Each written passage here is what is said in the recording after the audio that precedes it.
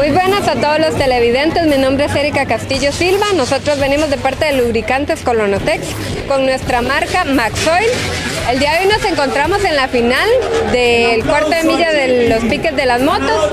Ha venido bastante gente, gracias a Dios, muy interesada también en nuestro producto. Entonces ya consideramos que el día es un éxito, los piques han estado fantásticos. Así que espero que lo disfruten con nosotros.